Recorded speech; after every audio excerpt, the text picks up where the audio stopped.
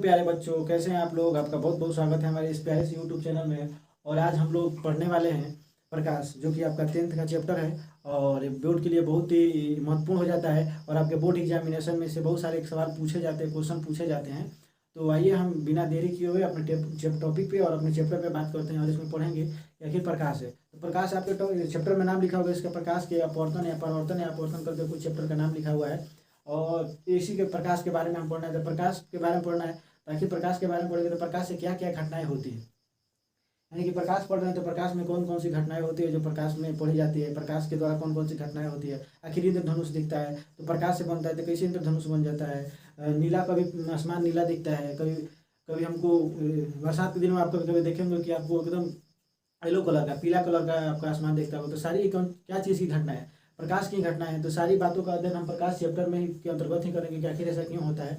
तो सबसे पहले तो चैप्टर का नाम है प्रकाश के परिवर्तन या अपवर्तन। तो प्रकाश के परिवर्तन अपवर्तन न जान के पहले हम जानते हैं कि प्रकाश आखिर होता क्या है। ये सारी घटनाएं प्रकाश से हो रही है, तो आखिर पहले जानेंगे कि प्रकाश है क्या, आखिर क्या चीज़ है, इसके बारे में जान पहचान बनाएंगे और उसके बाद से हम पढ़ेंगे। तो चलो पहले सबसे पहले कि प्रकाश हम देखते हैं कि प्रकाश होता क्या है और उसके बारे में पढ़ते हैं। तो प्रकाश आप अपने शब्दों में क्या सोच सकते हैं, क्या नहीं सोचते हैं, पहले देख लेते हैं एक बार।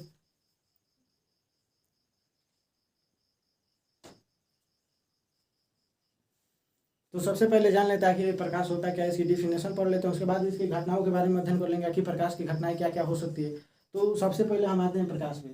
तो इसका डिफिनेशन क्या हो सकता है, जैसे कि हम कह सकते हैं इसमें कि प्रकाश एक एक इलेक्ट्रोमैग्नेटिक वेव, प्रकाश एक चुंबक, हम देख लेते हैं। जैसे अब देखिए एक बात और यहाँ पे ध्यान नोटिस किया, हमने बोला कि प्रकाश एक चुंबकीय तरंगधार्य है जो किसी माध्यम से चलकर, इसका ये मतलब नहीं हुआ कि प्रकाश को गमन करने के लिए, संचरित होने के लिए, चलने के लिए प्रकाश को किसी माध्यम की आवश्यकता पड़ती है। नहीं, बिल्कुल गलत बात है कि प्रकाश को गति करने के लिए, चलने के लिए, जाने के लिए किसी भी माध्यम की आवश्यकता नहीं पड़ती है। जैसे कि आप सोचिएगा कि प्रकाश, ये क्या बोल रहे हैं कि जहाँ कुछ भी नहीं रहेगा, जहाँ की प्रकाश को गमन करने के, यानी कि हवा का भी आवश्यकता नहीं पड़ता। हवा नहीं भी रहेगा, जैसे हमको यहाँ बोल रहे हैं, आपको तक सुनाई दे रहा है, आपको सुनाई दे रहा है, क्योंकि वायु को चलने के लिए ध्वनि, माफ करिएगा, ध्वनि को संचरित होने के लिए, ध्वनि को गमन होने के लिए वहाँ पे माध्यम की आवश्यकता पड़ती है। वो माध्यम क्या होता है, वायु होता है। आपको मेरा आवाज़ सुनाई दे रहा है, इसका मतलब है कि हम पहले बोल रहे हैं, फिर यहाँ से बोले तो मेरा आवाज़ कहाँ गया, वायु में गया, यानी कि वायु एक उसको क्या कर रहा है, ढूंढने का कार्य करता है और आपके कानों तक पहुँचा दिया। तो वायु क्या करता है कि वायु उसके लिए एक माध्यम बन जाता है। किसके लिए, आवाज़ के लिए, ध्वनि के लिए, साउंड के लिए। तो साउंड के लिए जब आवाज़ बन जाता है, क्या माध्यम बन जाता है, मीडियम बन जाता है, तो यहाँ पे ध्वनि को गमन करने के लिए माध्यम की आवश्यकता पड़ती है, जो कि वो माध्यम हवा होता है। लेकिन प्रकाश को गमन करने के लिए किसी भी माध्यम की आवश्यकता नहीं पड़ती। जैसे कि आपको अगर प्रैक्टिकली हम एग्जाम्पल देना चाहें तो क्या एग्जाम्पल दे सकते हैं, जैसे कि चंद्रमा पर कोई इंसान जाके बिना स्पेस सूट के मदद से, ऐसे सोचिए कि हम बात कर ले, ऐसे नॉर्मल जैसे हम आपसे बात कर रहे हैं, बिना स्पेस, जो ऐसा हेलमेट जैसा आपको देखते हैं, वहीं स्पेस सूट में विशेष यंत्र लगा दिया जाए जिसके सहारे से 2 एस्ट्रोनॉट यानी कि अंतरिक्ष यात्री बात कर लेते हैं। तो आप बताते हैं कि वहाँ पर अगर कोई हेलमेट अपना जिसको हम बोल रहे हैं स्पेस सूट निकाल कर कोई बात करे तो वहाँ पे आवाज़ नहीं जाएगा, क्योंकि वहाँ पे माध्यम वायु नहीं है, वहाँ पे हवा नहीं है। क्योंकि जब हवा नहीं है तो आप कुछ भी बोलिएगा तो ध्वनि में आवाज़, ध्वनि को गमन करने के लिए वायु की आवश्यकता होती है, हवा की आवश्यकता होती है, और हवा वहाँ पे नहीं है, इसीलिए हवा नहीं है। तो वहाँ पे आप बिना यंत्र की सहायता से या एक दूसरे से बातचीत नहीं कर सकते। जबकि वहाँ पे आप टॉर्च जलाइएगा तो वहाँ पे टॉर्च जलेगा, यानी टॉर्च यहाँ, अगर यहाँ पे टॉर्च हम जला रहे हैं तो वहाँ तक दिखाई देगा। इसका मतलब है कि वहाँ पे कुछ भी नहीं है, वैक्यूम है। हाँ, चंद्रमा पे जब निर्वात है तो वहाँ पे टॉर्च जला रहे तो दिख रहा है, रोशनी जा रही है, यानी कि वहाँ पर गमन हो रहा है। यानी इसका अर्थ ये हुआ कि आप जब, यानी कि प्रकाश को गमन करने के लिए किसी भी माध्यम की आवश्यकता नहीं है, लेकिन ध्वनि को गमन करने के लिए माध्यम की आवश्यकता पड़ती है। तो अब सबसे पहले हम प्रकाश की परिभाषा लिख देते हैं, आप उसको लिख दीजिए और उसके बाद हम पढ़ते हैं।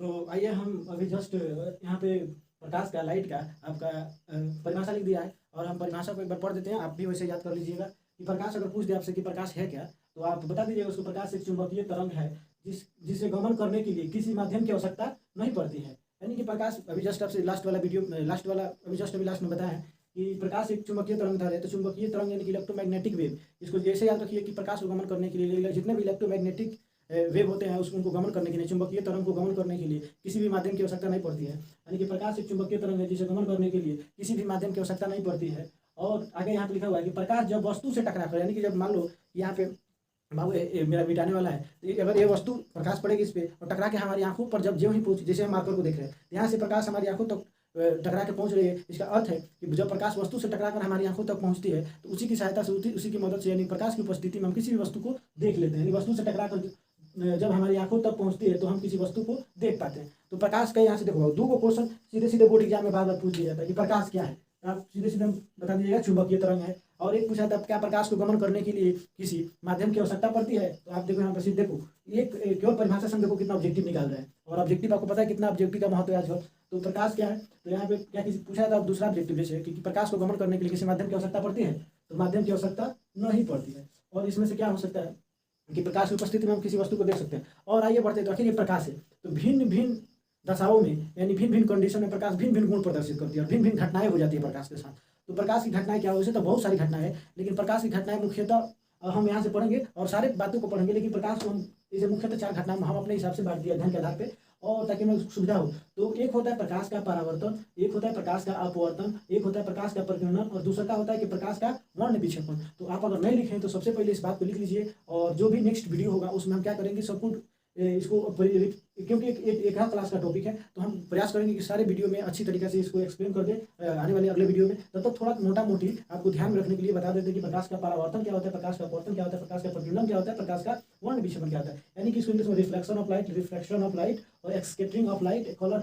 Dispersion of light. तो देखो, अब अगर इसको इंग्लिश में हम लिखना चाहें तो क्या बोल सकते हैं, light is electromagnetic wave which not required to propagate any medium. अगर उसको गमन करने के लिए which is not required to any medium for propagate, यानी कि प्रकाश एक चुंबकीय तरंग है जिसको गमन करने के लिए हम उसको किसी माध्यम की आवश्यकता नहीं होती है।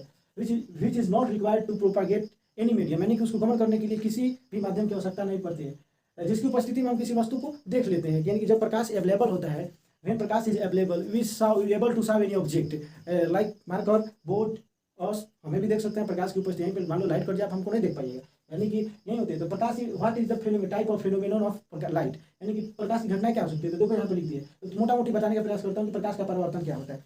कि यहाँ से हम ले लूँ, अगर यहाँ पे एक मैंने शीशा उठाया, चलो इस शीशा में खुद को देख पा रहे हो, चलो कोई बात नहीं। तो प्रकाश का परावर्तन, यहाँ पे जब ही लाइट अगर आती है तो अपने बचपन में खेल खेला होगा कि इस लाइट की मदद से आप किसी व्यक्ति या वस्तु को, अगर लाइट आता होगा तो यहाँ से टकरा कर लाइट को, और फिर उसके आप चेहरे पे उसके आँख पे लाइट, ऐसे बचपन में गेम या खेल ऐसा बहुत खेलते होगे, लाइट उसको दे देते होगे। यानी कहने का अर्थ है बाबू कि लाइट अगर शीशा पे आई, और यानी कि वहाँ पे क्या घटना हो गया कि प्रकाश जब शीशा पे, जब भी शीशा पड़ा, फिर शीशा उसको क्या कर दिया, परावर्तित कर दिया, यानी कि रिफ्लेक्ट कर दिया। वहाँ से फिर यहाँ पे लाइट आई और टकरा के फिर चली गई, लाइट आई टकरा के चली गई। यानी इस घटना को प्रकाश का, जैसे मान लो कि ये शीशा है, यहाँ पे लाइट आई और टकरा के चली गई, प्रकाश आई टकरा के चली गई, इस घटना को प्रकाश का परावर्तन कहा जाता है। प्रकाश का अपवर्तन बता देते हैं। मान लो कि कोई भी वस्तु हो, जैसे पानी है, अभी तो मोटा मोटी बता रहा हूँ, अगले नेक्स्ट जो भी मेरा क्लास होगा उसमें प्रकाश का परिवर्तन का और डीपली पढ़ेंगे और डिटेल्स में पढ़ेंगे। और मान लो कि प्रकाश का अपवर्तन क्या होता है, कि जहाँ पे लाइट टकरा के चल जाए तो उसको तो हम परावर्तन बोलते हैं, लेकिन अपवर्तन किसको बोलते हैं, कि जहाँ लाइट टकरा के जाए नहीं, अंदर प्रवेश कर जाए। जहाँ पे जैसे मान लो कि पानी के सतह पे लाइट आती है, प्रकाश आती है, तो प्रकाश क्या हो जाता है, थोड़ा सा मुड़ के अंदर पानी के अंदर चला जाता है। तो इस घटना को क्या है बाबू, लाइट है, LIGHT, ये क्या है, प्रकाश है, और ये क्या है, मान लो जल है।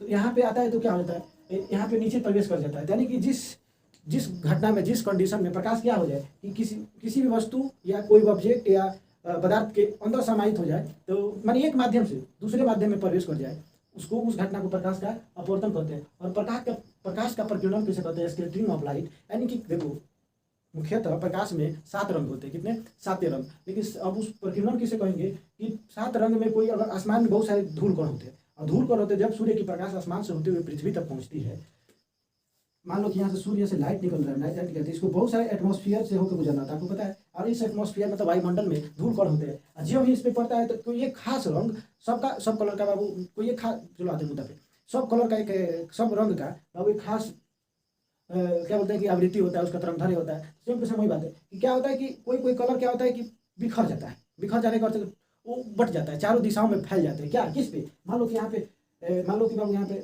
धूल कण है, मिट्टी के धूल कण, जब भी इस पे पड़ते हैं तो पूरे वायुमंडल में क्या हो जाते हैं, फैल जाते हैं। कौन फैल जाते हैं, प्रकाश के, ये कोई खास ये कलर, यानी कि जो प्रकाश वायुमंडल से होकर आ रहा है, उस वायुमंडल में किसी खास रंग के बिखराव हो जाने की घटना को क्या कहते हैं, स्कैटरिंग ऑफ लाइट, यानी परिकिरण। इसी के घटना के कारण हम कभी प्रकाश नीला दिखाई प्रतीत होता है, कभी येलो दिखाई देता है, कभी लाल प्रतीत होता है, यही घटना होता है। और प्रकीर्णन के कारण ही कभी कभी सुबह के समय में हम प्रकाश जब सूर्योदय की तरफ देखते हैं तो वहाँ पे आसमान लाल दिखाई देता है, यही प्रकीर्णन के घटना के कारण।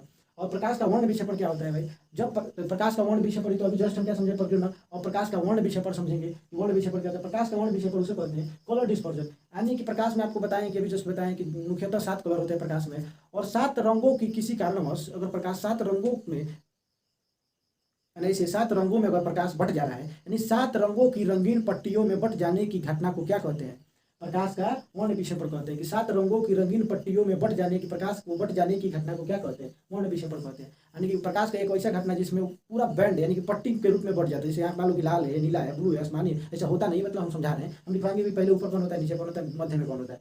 तो यही बताने का प्रयास कर रहा हूँ कि अगर किसी घटना से 7 रंगों की रंगीन पट्टियों में बढ़ जाने की घटना को क्या कहेंगे? कलर डिस्पर्जन या प्रकाश का वर्ण विक्षेपण। When light disperse in 7 band, जब लाइट डिस्पर्ज हो जाता है, बट जाता है, डिवाइड हो जाता है 7 बैंड में, और उस टोटल बैंड को क्या ही बोला जाता है बाबू?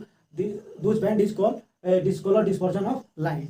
तो यही बात होता है बाबू कि इन सारी घटनाओं के बारे में आगे बढ़ेंगे, और नेक्स्ट क्लास में हम पढ़ेंगे, इन सारी घटनाओं के बारे में डीपली पढ़ेंगे। तो अभी ये जस्ट वीडियो बनाने का मकसद था कि आपको कैसा लगा क्लास। आपके बोल रहे थे कि काफ़ी ऑफलाइन क्लास में कि काफ़ी कन्फ्यूजन हो रहा है, तो आपको क्लास में क्या दिक्कत है, क्या नहीं दिक्कत है, आप खुली स्वतंत्र है। आप कमेंट बॉक्स में आके हमें कमेंट करिए कि क्या दिक्कत हो रहा है, कहाँ दिक्कत है, और आप कमेंट बॉक्स में बता दीजिए कि यहाँ पे हमको दिक्कत हो रहा है, यहाँ पे हम आपको समझा देंगे। तो आप लोग के डिमांड पे प्रकाश हमने शुरू कर दिया है, और धीरे धीरे इस चैप्टर को आगे लेके बढ़ेंगे, और टेंशन मत लें। और अच्छा स्कोरिंग चैप्टर होता है बोर्ड में, और कंपटीशन एग्जाम में भी स्कोरिंग चैप्टर होता है, इसको हम पढ़ेंगे और अच्छी तरीके से पढ़ेंगे, फील करके पढ़ेंगे, एकदम महसूस हो जाएगा, तो आप टेंशन ना लें। और फिलहाल के लिए आपको क्या दिक्कत है, क्या नहीं दिक्कत है, कोई दिक्कत हो तो कमेंट बॉक्स में बताइए, या आपको पर्सनल कॉन्टैक्ट नंबर दे दिया जाएगा। बात करना चाहते हैं तो आप मेरे व्हाट्सअप नंबर या ऑफिशियल नंबर दे दिया जाएगा, उस पर आप लोग बातचीत कॉन्टैक्ट हमसे कर सकते हैं। तो फिलहाल इसमें कोई दिक्कत है तो आप कमेंट बॉक्स करिए, और फिलहाल के लिए जय हिंद।